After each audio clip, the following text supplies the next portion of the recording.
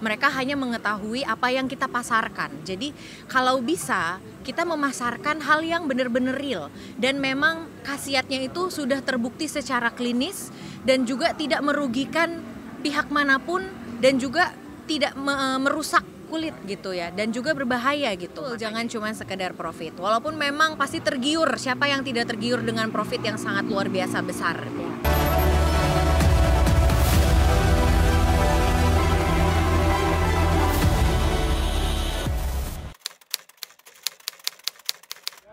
Kalau misalnya kekisruhan skincare sekarang itu kan biasanya antar owner dan owner ya. Kalau misalnya atau misalnya ada bahan-bahan yang ditemukan yang nggak bagus, nggak bagus kayak gitu. Kalau misalnya menurut aku sih itu balik lagi ke mereka kayak gitu. Aku ambil dunia kecantikan ini karena aku suka dan aku melihat peluang yang sangat besar di dunia estetika. Iya, apalagi gitu. anti aging tuh. Iya, aku ambil S2 penuaan kulit dan estetika. Nah, siapa yang nggak mau makin muda, siapa yang nggak mau awet muda gitu ya. Jadi aku ngelihat peluang dan aku tidak menggubris kalau memang ada kekisruhan tentang skincare. Karena bukan urusan kita ya, karena kalau misalnya nanti aku ambil alih tentang membicarakan hal itu, nanti takutnya malah jadi apa ya? Jadi bumerang untuk aku sendiri. Jangan, Ca, nanti jangan lagian dibilang kita pansos, jangan. Betul. Kalau misalnya pesan aku, mungkin karena aku masih di awal ya dalam karir skincare, aku belum pernah punya produk, tapi mungkin kelak nanti aku punya produk, aku hanya berpesan bahwa janganlah sampai kita itu menyesatkan masyarakat. Jangan sampai kita menyesatkan para pembeli. Begitu. Yeah. Semua pembeli itu ibaratnya orang awam yang tidak mengetahui kandungan-kandungan yang ada di skincare kita. Mereka hanya mengetahui apa yang kita pasarkan. Jadi kalau bisa kita memasarkan hal yang benar-benar real dan memang khasiatnya itu sudah terbukti secara klinis dan juga tidak merugikan pihak manapun dan juga tidak merusak kulit gitu ya, dan juga berbahaya gitu. Makanya jadi itu aja sih pesan aku untuk dokter di luar sana, untuk lebih memperhatikan itu, karena konsumen itu adalah raja, betul, dan kalau bisa kita sayangi nama baik kita juga. Jangan cuma sekedar profit, walaupun memang pasti tergiur, siapa yang tidak tergiur dengan profit yang sangat luar biasa besar. Tapi kalau misalnya memang aku sudah lulus dan aku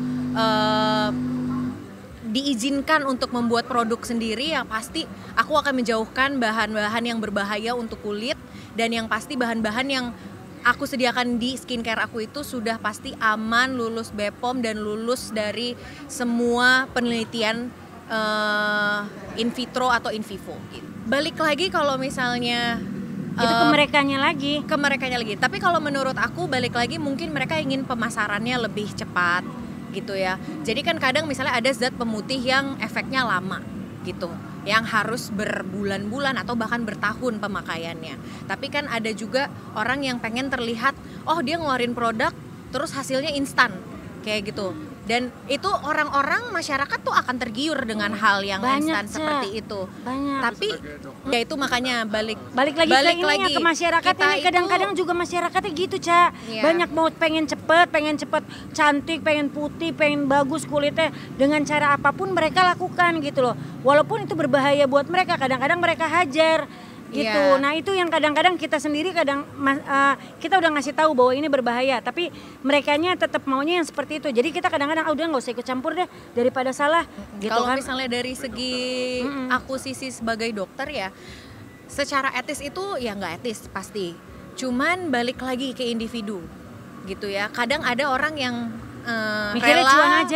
rela untuk melangkahi kode etis itu untuk mendapatkan profit untuk diri dia, profit yang cepat gitu ya. Jadi balik lagi ke individunya. Kalau misalnya menurut aku sebagai dokter itu kurang etis dan kurang pantas untuk dilakukan sebagai dokter. Gitu. Jujur karena gini, di era kesehatan kita ini kan lagi marak juga ya, era BPJS gitu. Dan jujur aja sebagai dokter umum itu kalau memang hanya S1 saja itu tidak hidup gitu.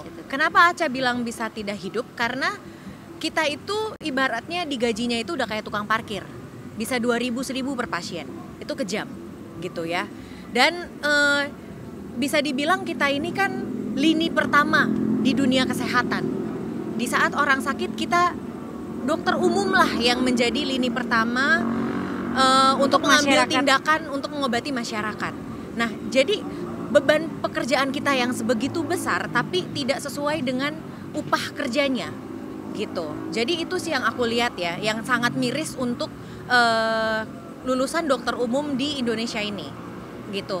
Jadi mau nggak mau memang sebagai dokter umum aku harus ambil sekolah lagi, S2 lagi, ngambil pendalaman ilmu lagi supaya apa? Aku masih bisa terus meningkatkan kinerja aku di bidang kesehatan. Seperti itu. Kalau dibilang dunia kecantikan lebih cepat mendapatkan cuan, itu benar banget. Kayak gitu, karena apa? Tidak ditanggung BPJS sayang. Iya. Orang cantik pasti modal sendiri gitu kan. Dan tapi kita mau membuat orang cantik tapi kita nggak mau menipu orang lain. Betul. Untuk hal-hal yang negatif.